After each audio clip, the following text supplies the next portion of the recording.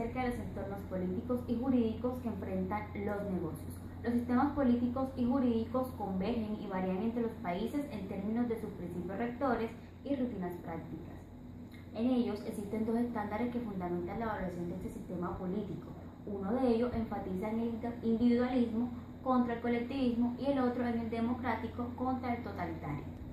El individualismo patrocina por su parte la primacía de las libertades personales en los ámbitos políticos, económico y cultural. Defiende los intereses del individuo por encima de la sociedad. El colectivismo sostiene las necesidades de la sociedad que toman precedencia sobre las necesidades del individuo. El colectivismo fomenta la intervención del Estado para mejorar el bienestar del grupo a expensas de los individuos. Por otra parte, los funcionarios políticos y dependencias políticas desempeñan un extenso rol en una sociedad colectivista y en una sociedad individualista juegan un papel muy limitado. La democracia, por otra parte, defiende el poder de la mayoría sobre el de unos cuantos. El gobierno democrático protege los derechos personales y políticos, las libertades civiles, las elecciones justas y libres y los tribunales independientes. Por otra parte, el totalitarismo defiende el poder de unos pocos sobre el de la mayoría. El gobierno ejerce el control sobre muchos o hasta todos los aspectos de la vida. El individuo está subordinado al Estado y a la posición política la posición política y cultural es reprimida. De los entornos políticos colombianos. Colombia es un país que cuenta con una tradición democrática que se remonta a más de un siglo de sucesión constitucional en el poder. Aunque ha sufrido periodos de violencia política y enfrenta problemas propios de una nación en vías de desarrollo, es un país atractivo para el capital extranjero, especialmente por sus importantes recursos naturales, tales como el petróleo y la minería. Desde los años 70 se consolidó una guerrilla que, aunque representa una proporción muy baja de la población, produce un efecto adverso en el clima de los negocios. Cabe mencionar los intentos de diálogos entre el gobierno y la mayor parte de estos grupos, con miradas a un tratado de paz. Como reacción al auge de la guerrilla surgieron los grupos paramilitares, acusados de ser financiados por el narcotráfico, cuya acción violenta contribuye a generar un ambiente de inestabilidad. Simultáneamente, el grupo guerrillero ELN ha causado pérdidas en la operación de la industria petrolera en Colombia, que lleva a cabo fundamentalmente bajo el esquema de contratos de asociación con las empresas multinacionales. Por último, para nadie son desconocidos los problemas que Colombia afronta por causa del tráfico internacional de drogas. La posición geográfica en Colombia, punto estratégico de producción y consumo, lo que, unido a la altísima y creciente demanda de drogas, ha generado grupos de delincuentes con gran poder económico, haciendo más difícil la guerra que el gobierno libra contra ellos. En resumen, Colombia ha sufrido el impacto negativo producido por los grupos guerrilleros y grupos narcotraficantes. Sin embargo, hasta hace poco, estos se veían vistos superados por los beneficios y perspectivas que ofrecía el país.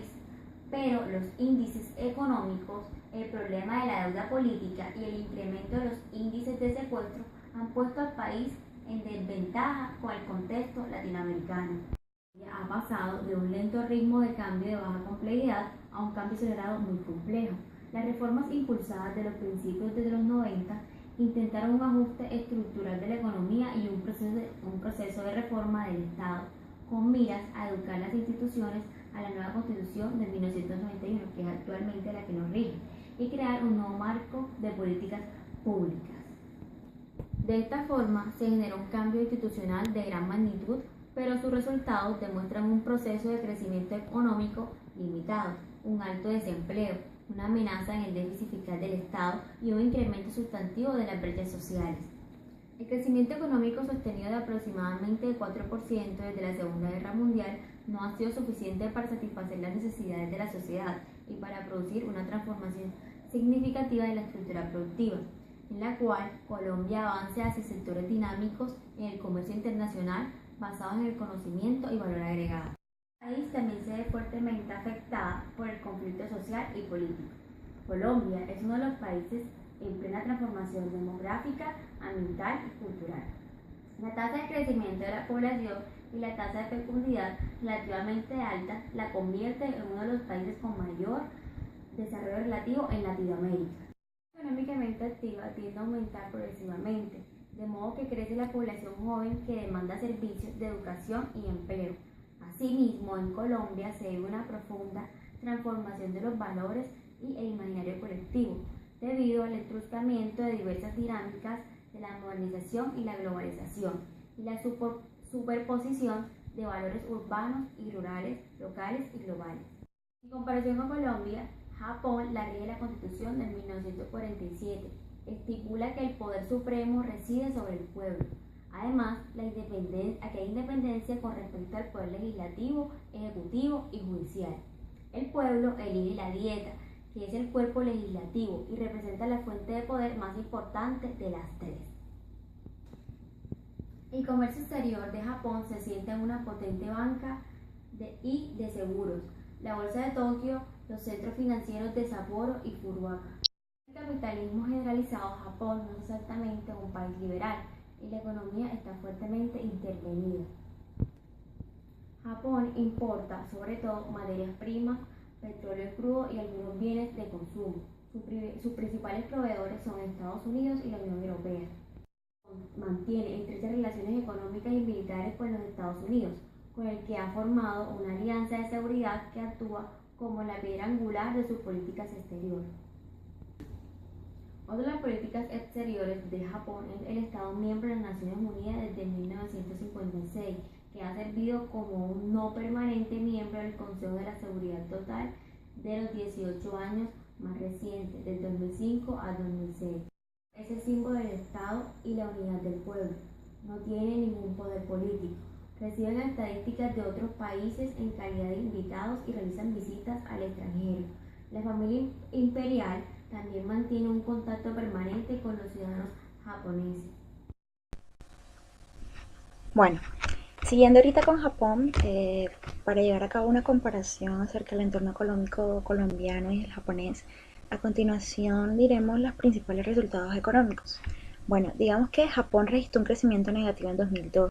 La economía de Japón creció en 2003 un 2,4% en términos reales y siguió creciendo durante los 3 primeros trimestres de 2004, lo que parece indicar que el país puede estar saliendo de un prolongado periodo lento crecimiento y de la reciente contracción económica.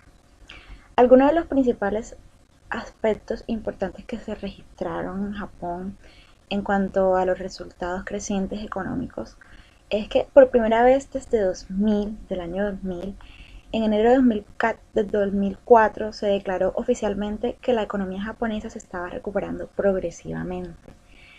En 2003, las inversiones privadas no destinadas a la vivienda crecieron un 9,3% y el consumo privado un 0,8%. La contribución de la demanda interna fue de 1,7 puntos porcentuales y la de privado la de las exportaciones, la de las exportaciones netas de bienes y servicios de 0,7 puntos porcentuales. Una última cosa, por decirlo así, fue que en enero de 2003 la tasa de desempleo alcanzó las cifras sin precedentes del 5,5%. Pareciera que se está sustituyendo muchos trabajadores fijos por empleados a tiempos parciales y trabajadores no subcontratados, que representan la tercera parte aproximadamente de la fuerza laboral total. Bueno, en cuanto a la política fiscal, según el estado financiero del gobierno correspondiente al ejercicio financiero de 2002, los activos de gobierno ascendieron a 765 billones de yenes. De 50 países objeto de estudio, Japón ocupó el puesto 16 entre los países menos opacos, con arreglo a sus índices de opacidad, destinados a indicar el grado en que los gobiernos carecen de prácticas claras, precisas, fácilmente observables y de aceptación general por las que se rigen las relaciones entre las empresas, los inversores y los gobiernos, que constituyen la base de la mayoría de los riesgos de poca importancia y gran frecuencia.